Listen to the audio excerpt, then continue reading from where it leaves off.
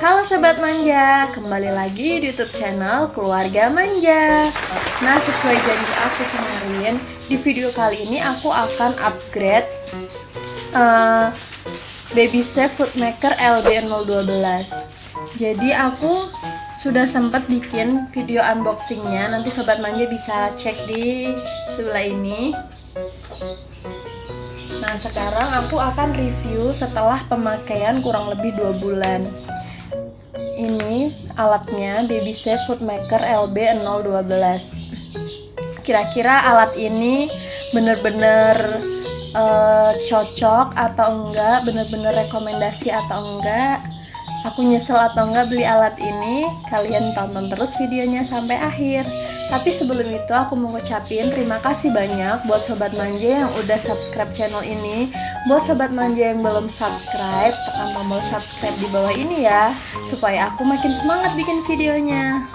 Nah, berdasarkan pengalaman aku setelah pemakaian 2 bulan kemarin ini, aku udah catat beberapa kekurangan dan juga kelebihan dari Baby Safe Food Maker LB012 ini. Nah, kira-kira Sobat Manja mau tahu yang kekurangannya dulu atau kelebihannya dulu nih?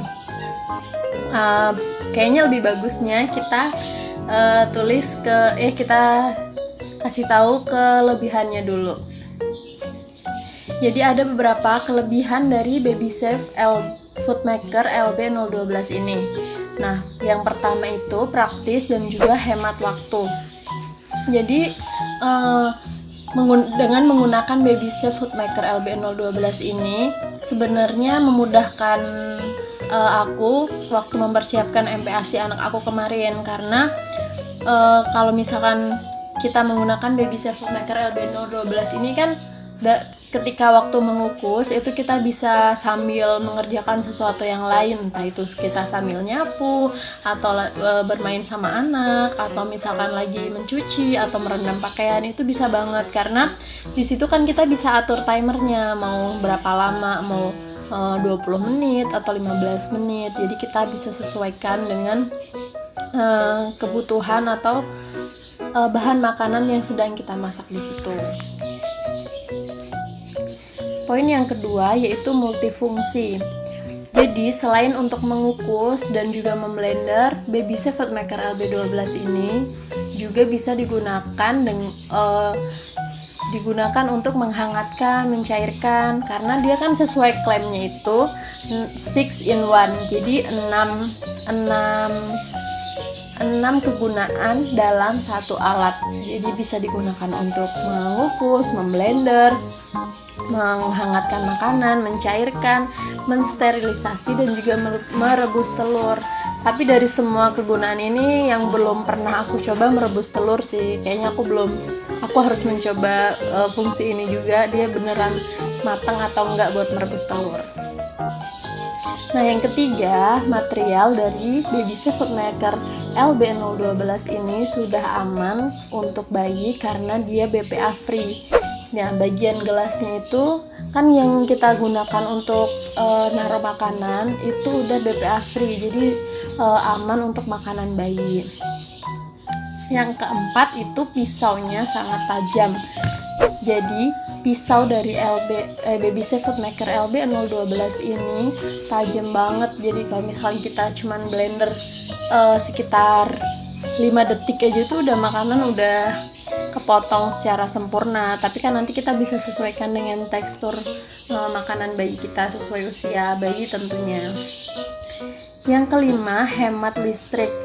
Nah, setelah pemakaian kurang lebih 2 bulan itu, hampir tiap hari itu aku menggunakan Baby Safe Food Maker LB12 ini, entah itu untuk memanaskan makanan atau untuk mengukus atau untuk memblender.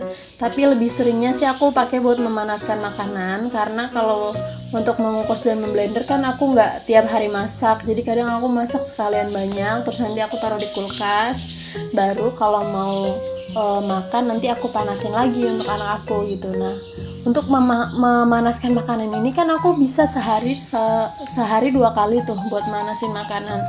Nah, alhamdulillah tagihan listrik di rumah aku tuh nggak yang naik drastis gitu. Dia paling cuma naik 10.000 atau 15.000. Itu juga kan karena mungkin penggunaan yang lain, kadang ada tambahan dari AC atau kipas angin gitu. Nah itu tadi kelebihan dari Baby Safe Footmaker LBN012 ini. Nah sekarang aku akan share juga tentang kekurangannya. Ada beberapa kekurangan dari Baby Safe Footmaker LB012 ini.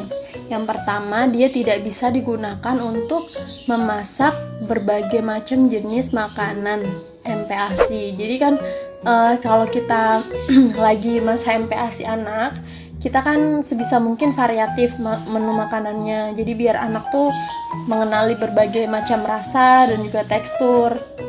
Jadi nggak bisa kita cuma masak dikukus aja, nanti takutnya anak bosan, terus anak takutnya dia jadi nggak mau sama makanan yang lain kan, dia maunya kayak digituin di model masak gitu aja. Jadi sebisa mungkin tuh kita variatif. Kadang juga aku masih menggunakan kompor buat numis makanan anak aku, terus juga masih bikin bubur sendiri kan. Kalau misalkan Baby Safe Footmaker ini dia tidak bisa digunakan untuk memasak bubur bayi dan juga tidak bisa digunakan untuk menumis. Jadi kita tetap masih menggunakan alat lain untuk mempersiapkan MPASI bayi. Yang kedua, tombolnya manual. Ini aku akan kasih lihat ke sobat manja semua. Ini tombol dari Baby Safe Footmaker. Jadi kadang kalau misalkan aku udah putar ke arah tadinya aku mau bikin 10 menit, tapi kadang suka kebablas nih ke 15 menit, kan gampang waktu muternya ini. Tapi kalau untuk membalikannya, kalau dia udah terlanjur ke sini tuh keras banget dan aku takut kayak rusak aja nih alat kalau misalkan kita paksa-paksa untuk kembali ke arah yang 10. Jadi kadang ya udah dibiarin 15 menit padahal kayak cuma mau manasin doang. Akhirnya kadang kelamaan nunggunya kan, anaknya keburu cranky duluan nungguin makanannya yang lama dipanasin.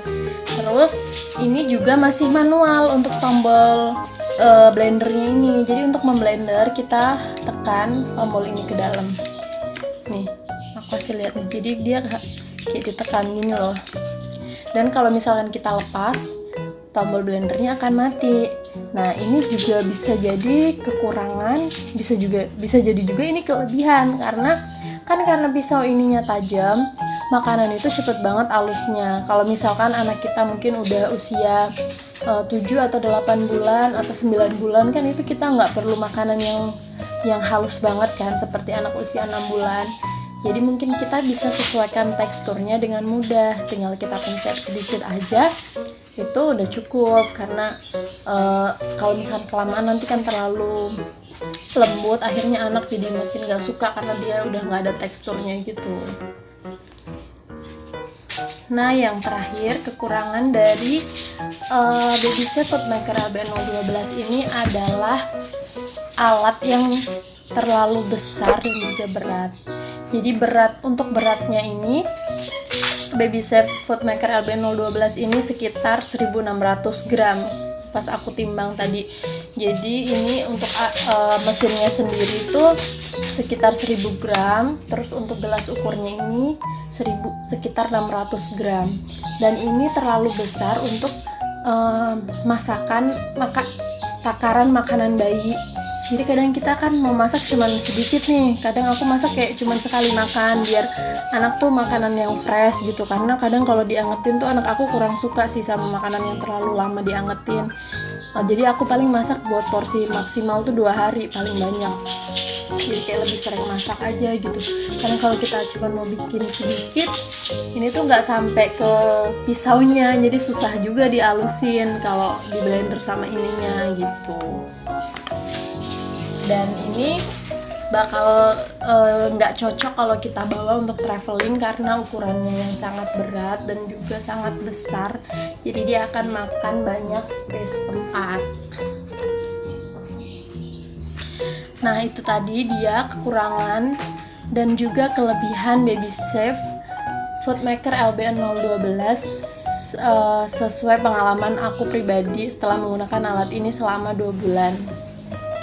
Kira-kira alat ini recommended atau enggak itu kembali ke sobat manja semua. Tapi kalau misalkan saran aku, sebelum sobat manja membeli alat food maker ini, alangkah lebih baiknya kalau sobat manja tuh pikir-pikir lagi kira-kira tuh bakal butuh banget atau enggak, terus sesuai sama budget sobat manja semua atau enggak. Karena kan alat ini bisa dibilang nggak murah ya, harganya tuh sekitar 600 ribu berapa gitu loh, aku lupa, kisaran 600 sampai 700 ribu.